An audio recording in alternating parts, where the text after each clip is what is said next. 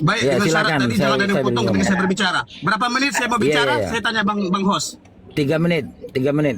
Silakan. Kasih waktunya, kasih waktu sekarang. 3 3 menit, menit. 3 menit. Silakan Ge. 3 menit. 3 menit. Sudah kasih waktu belum? Baik. Barakallahu fikum. Ngomong aja kamu sudah. Kan dari tadi motong tadi. Baik, barakallahu fikum. Terkait dengan metode, apakah ada metode dari salah soleh, yakni tauhid uluhiyah rububiyah dan asma wa sifat? Yang pertama, metode penamaan. Metode penamaan jelas ada dalam Al-Quran dan Sunnah. Ya, rububiyah ada dalam Al-Quran dan Sunnah. Alhamdulillahi Rabbil Alamin. Itu jelas Rabb di situ. Kemudian uluhiyah ada wa ilahukum ilahu wahidun la ilaha illa huwa rahmanur rahim. Dalam surah Al-Baqarah 225. Kemudian asma wa sifat juga ada. Walillahil asmaul husna fad'u biha. Berdoalah kepada Allah dengan asmaul husnanya. Ya jelas, ada dalil dalam Al-Quran dan Sunnah dalam penamaan saja. Adapun Asy'ariyah, mereka pendusta dan mereka penipu, tidak ada nama-nama tersebut dalam Al-Quran dan Sunnah. Sebagai contoh zat, tidak ada disebut tentang tauhid dalam zat. Tidak ada disebut dalam hadis. Ya, kemudian juga af'al juga tidak ada dalam perkataan af'al dalam pembahasan tauhidnya para salaf. Ya, kemudian tidak ada penamaan sifat disebut dalam tauhid oleh para salaf dengan metode-metode kalam atau metode-metode filsafat. Ya, naam ya. Itu penamaan saya sudah jelas. Berbeza jauh. Ya, berbeza jauh antara seorang tukang parkir yang tidak sekolah dengan seorang Imam Syafi'i yang alhamdulillah berilmu. Kira-kira begitu. Yang kedua, dalam metode pengambilan dalil pun sudah berbeda.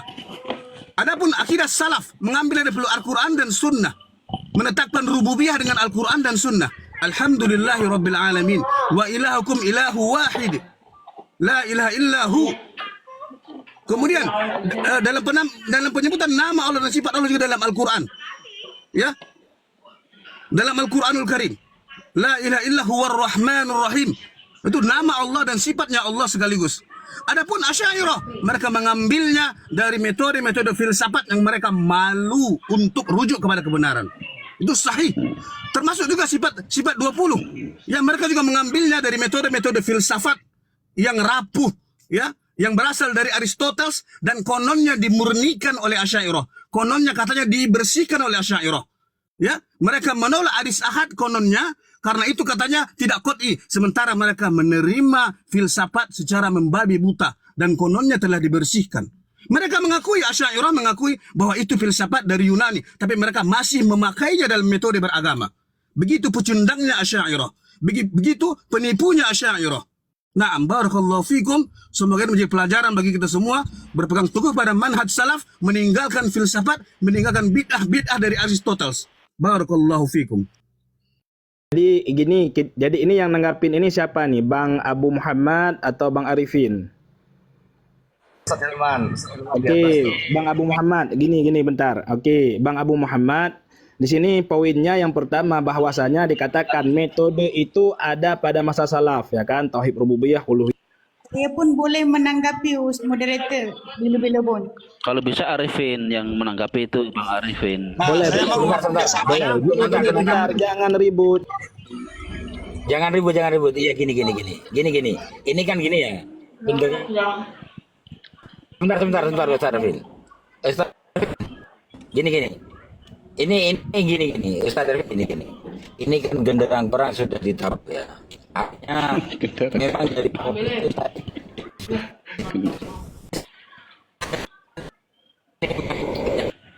Dia jawab dong 3 menit bagi host 3 menit, siapa yang mau jawab?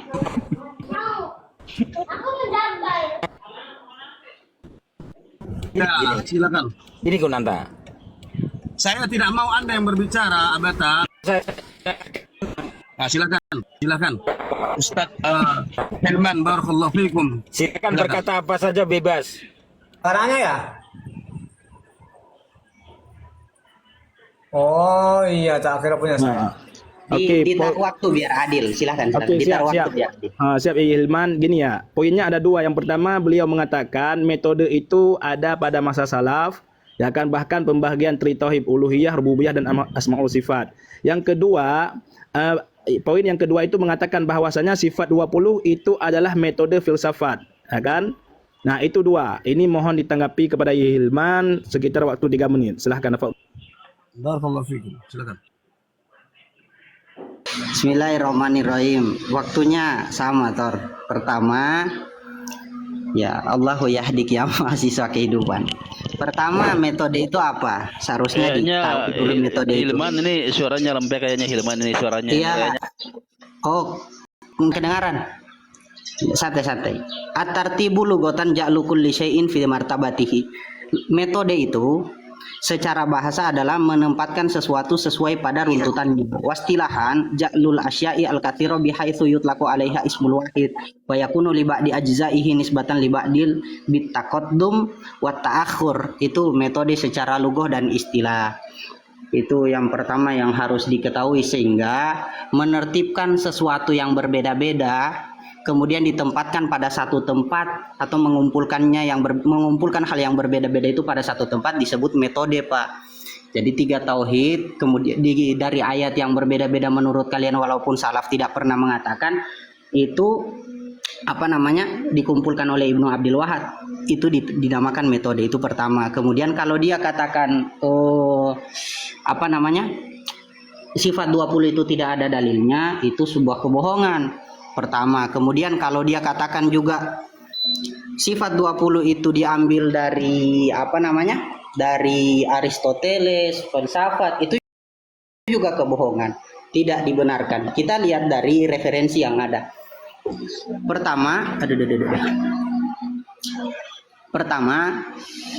kalau sifat 20 itu ternyata digagas atau disusun oleh Imam As-Sanusi, dan perlu kita ketahui kalau yang menulis dalil-dalil sifat 20 itu ada.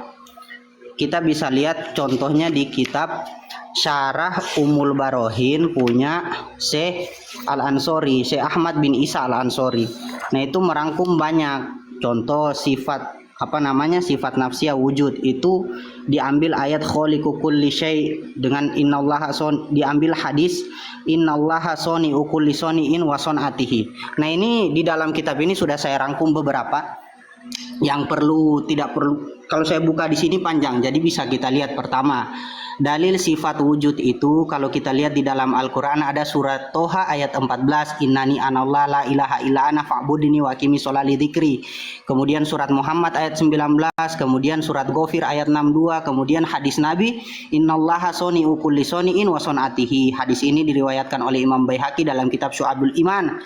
Kemudian dalil sifat qadim ada di Quran surat Al-Hadid ayat 3, kemudian Quran surat Al-Ikhlas ayat 3, dan hadis Nabi yang berbunyi kita ambil wajhul istidlalnya itu di Allahumma antal awal falaisa qablaka syai'. Kemudian sifat baqa Waktunya sudah habis. Sip, dilanjutkan. Cukup. Jadi Bang mahasiswa Ustadz Abu Muhammad tadi sudah menampilkan datanya, ya kan, bahwasanya sifat 20 itu tidak berasal daripada filsafat. Nah, kalau Tidak berasal dari filsafat. Bukan dari filsafat. Nah, ini sudah terbukti. Baik, kalau begitu saya ingin bertanya kepada Tuan Abu Muhammad, boleh? Boleh, silahkan, boleh. Baik, Ini Ustaz Abu langsung. Muhammad, tolong bawakan saya pernyataan imam yang paling awal yang menyatakan bahwa sifat Allah Ta'ala 20. Baik, bawakan saya imam yang pertama. Siapa yang imam yang pertama yang menyebut bahwa sifat Allah ada 20? Baik. Bentar, ini harus ada kesepakatan antara dua. Apakah langsung masuk ke dalam sisi pertanyaan atau ingin pembuktian perdata dulu, Ustaz? Ya, kita ngalir aja, enggak masalah. Oke, Saya oke. terserah Jadi tadi moderator. dia menyatakan ada sifat 20 kan Enggak dari gini Al-Quran Bang dan ini. mahasiswa, ini biar adil ya, biar adil. Tadi Ustadz Hilman sudah menampilkan data untuk membantah perkataan Anda yang mengatakan bahwasanya sifat 20 itu daripada filsafat. Nah, Sekarang giliran saya antum- bertanya pada Ustadz Abu Oke, Muhammad. bentar. Oke, sebelum sisi pertanyaan, antum Siap. harus menunjukkan dulu datanya yang mengatakan sifat 20 itu berasal daripada filsafat. Naam, banyak sekali Bang dalam Masusus Taqdis, Ar-Razi. Oke, tunjukkan datanya. Tunjukin. Saya di dalam mobil, saya tidak ada pernah tidak saya ada juga apa lagi berenang. skinnya. Saya lagi berenang di Danau Toba. Enak. Bentar, jangan gitu dong. Tunjukin mau Relax tunjukin aja. data dong. Dari tadi orang ngomong tunjukin data. Baik, saya akan bawakan ceramah bagi saya waktu. tapi nggak tunjukin data. Kalau begitu mengkeroyokan namanya. Kalau saya dipotong saya akan turun. Kalau saya dipotong satu kalimat aja saya akan turun. Turun aja. Turun aja kalau pengen turun. Gini, Bib. Anda mengkeroyokan nggak adil namanya, oke? Barakallahu fiikum. Santai-santai. Kalau saya dipotong satu kalimat saya turun. Turun sekarang kalau perlu saya tendang. Bila takut mahasiswa, tak perlu nak gertak-gertak. Mana dia? Jadi Ngancam kayak ini room dia punya dia. Terus ceramahnya doktrin, terus ngomong asam Jawa, dibilang tukang pak. Oke, Ustaz. Mulut dia nggak benar. Habib dan Ustadz Silman, saya boleh minta waktu sebentar Ustadz ya. Tadi kan begini, saya runut nih pembicaraannya bahwa kata Bang Lembah Berlian, saya mengatakan bahwa secara metode ya, pembagian tauhid rububiyah uluhiyah asma wa sifat itu bid'ah secara bahasa. Begitu pula lah sifat 20. Kita kan mengakui itu secara lugotan. Nanti secara syar'an beda lagi. Nah, sekarang Bang Lembah Berlian itu belum selesai persoalan ini. Gitu loh. Ketika misalkan kita tanya metode itu ada atau tidak, maka kita harus memulai dari apa perbedaan antara metode dengan natijah metode. Itu dulu. Kan begitu, kita harus paham dulu ta'rifnya. Kita mengatakan sesuatu itu bid'ah atau tidak, itu bagaimana mungkin bisa diterima kalau ta'rifnya saja tidak beres. Kan begitu Ustadz. Kita sepakat secara metode sifat 20 pun bid'ah. Yang saya buka komal tuh tiap malam tuh ngajarin sifat 20 tuh. Itu secara metode bid'ah. Tapi dilarikan oleh Bang Lembah Berlian, apakah Nabi tidak pernah mengajarkan ketauhidan? Apakah Nabi tidak mengajak para sahabat secara bertauhid? Lah itu kan natijah metode. Itu beda lagi. Nanti kita diskusi lagi pemahaman metode. Sesuai enggak pemahaman metodenya? Pembagian tauhid rububiyah uluhiyah asma wa sifat itu juga itu bisa dikritisi. Itu dua pembahasan yang berbeda. Ini pun tidak clear. Nah, Oke, itu Ustaz Hilman. Oke, siap. Bentar. Ini Ustadz gini kan, biar nggak dibilang keroyokan, jadi kita ini biar enak gitu kan, biar diskusinya. Tadi itu belum nemu titik poinnya itu, karena sudah keburu turun Bang Mahasiswa. Itu kalau boleh dinaikin lagi Bang Mahasiswa, ataupun dilanjutkan sama Bang Lembah Berlian. Ustadz Kunanta tadi udah clear, dia lagi di mobil. Artinya itu alasan dia nggak bakal bisa menampilkan data. Asal ngomong aja dia. Terus kalau dipotong satu kalimat dia mau turun aja emangnya room dia pakai ngancam-ngancam. Oke, gini Bang Lembah Berlian, monggo ini dikaminya. mahasiswa kehidupan mau naik. Mungkin turun dulu dari mobil, kemudian datangi perpustakaan Anda dan bawa referensi rujukan kitab yang Anda pakai, bukan VT Anda ya, tapi rujukan kitab yang Anda pakai untuk mengatakan pertama bahwasanya sifat 20 itu dari filsafat. Itu pemahaman falsafi. Yang kedua, bawa referensi tentang kalau sifat 20 ini itu dibawa oleh Aristoteles atau diambil dari pemahaman Aristoteles atau aristokrasi. Itu tolong dibawa referensinya. Yang ketiga, itu dua saja dulu. Terus yang Anda minta tadi, ini saya tunjukkan ya. Siapa yang mengatakan sifat aula 20? Ingat ya, beda antara sifat aula 20 yang kita ketahui dan sifat aula hanya 20, itu dua hal yang berbeda. Yang pertama yang harus kawan-kawan Wahabi ketahui, tidak ada satupun dari ahlu sunnah wal jamaah yang mengatakan sifat aula terbatas hanya pada 20, tidak ada. Ini buktinya, penggagas sifat 20 mengatakan seperti ini dalam kitabnya. Dan saya harap si mahasiswa kehidupan mulailah membaca kitab, mulailah membaca.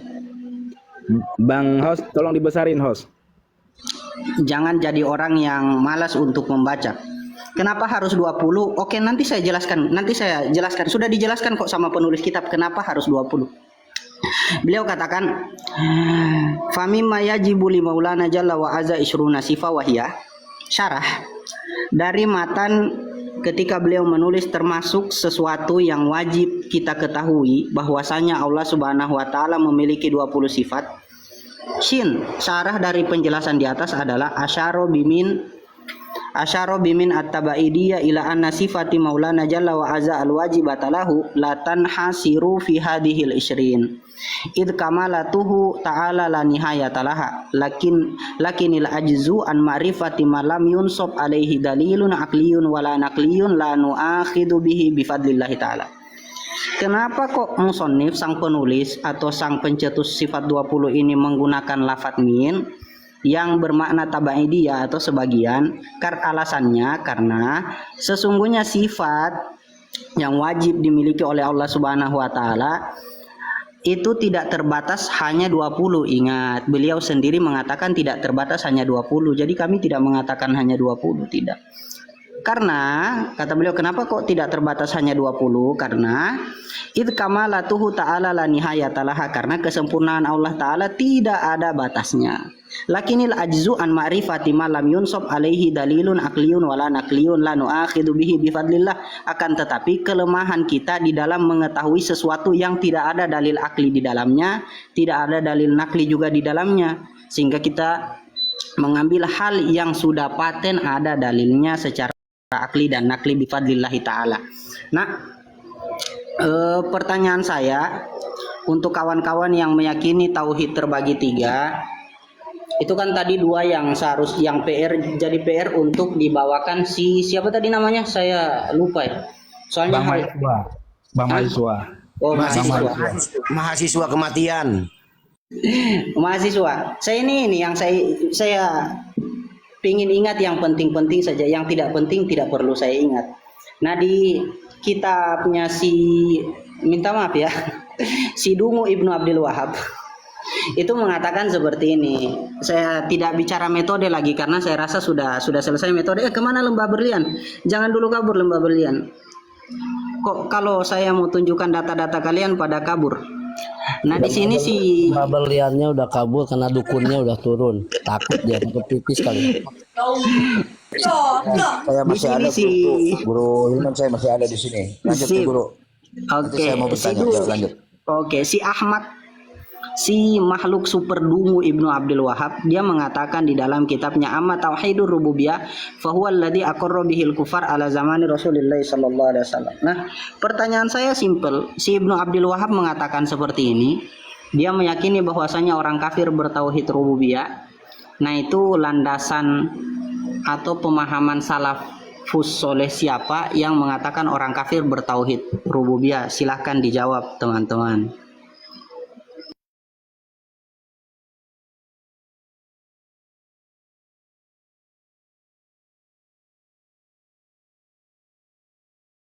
Ya bukan tidak ada. Kita sapa dulu Ustadz Kritis ini. Kritis, assalamualaikum. Waalaikumsalam. Ini antum dari Aswaja ataupun daripada Salafi Wahabi? Ya dari Aswaja Wahabi. Ya lagu beres-beres semuanya ada gimana deh? Silakan. Aduh. Ya. Jadi yang pertama gini ya, kita kecewa dari teman-teman Wahabi yang naik tadi, ternyata mereka kurang memahami dan menguasai referensi dasar mereka begitu. Ya saya yang dari Aswaja Wahabi ternyata lebih paham gitu dengan kitabnya begitu. Ini di dalam kitab Al-Qaulul Mufid ala Kitabit Tauhid ya. Li Fadilatil Al'amah Syekh Muhammad bin Shalih Al-Utsaimin, itu ternyata memang Muhammad bin Abdul Wahab ini ada dalilnya ketika membagi tauhid itu menjadi 3 ya. Itu pembagiannya itu berdasarkan ayat Al-Quran. Ini bisa dicek ya teman-teman ya. Itu di dalam Quran surah Maryam ayat 65 sebagaimana yang termaktub di dalam kitabnya ini. Apa itu? Aksamuhu yang qasimut tauhid ila salasah aksam, ya. Tauhid ini dibagi menjadi 3. Itu yang pertama tauhidur rububiyah, tauhidul uluhiyah, dan tauhidul asma wa sifat. Itu sumbernya dari Maryam ayat 65. Apa ayatnya? Rabbus samawati wal ard wa ma bainahuma. Ini Rabbus samawati wal ard.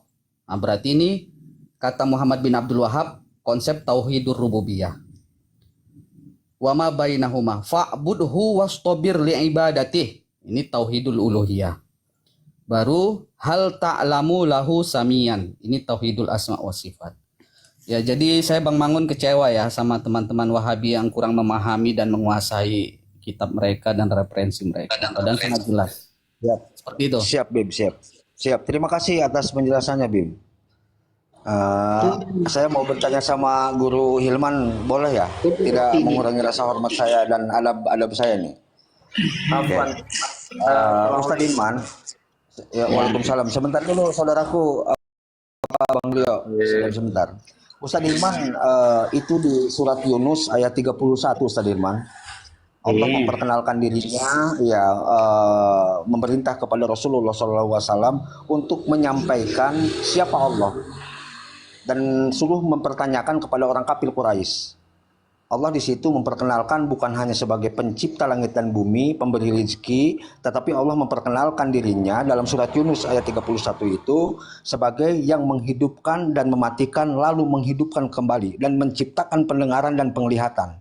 Lalu ditanya oleh Rasulullah, siapakah yang menciptakan itu semua? Orang kafir Quraisy menjawab Allah. Lalu di situ ditegaskan lagi di bawahnya, kenapa kalian tidak bertakwa? Ya, iskalnya yang ingin saya pertanyakan, apakah orang kafir Quraisy ini mengetahui pencipta langit dan bumi ini dan semua apa yang memang tadi disampaikan dalam surat Yunus ayat 31 ini Allah atau tidak? Artinya konteksnya mereka mengetahui penciptanya adalah Allah tetapi menyembah kepada selain Allah. Kita tidak mengatakan apa bertauhid secara keseluruhan utuh ya, tetapi ini konteksnya adalah mengetahui pencipta langit dan bumi dan seterusnya yang memang disampaikan di ayat surat Yunus ayat 31. Silakan Gurunda Ustadz Hilman. Begini, yang mana duluan ini? Yang pertama, saya ini heran ada orang yang tasayuk kok membela Wahabi ini tumben. Bukan, ya sudah. Bukan tasayu Guru, bukan tasayu. Jadi artinya bahwa Saya kasihan hari ini lihat Wahabi. Wahabi kok nggak keras pembelaannya pada siang hari ini. Saya sangat kesal Ustadz Hilman. bukan begitu juga saudaraku. Jadi artinya bahwa di sini kita ini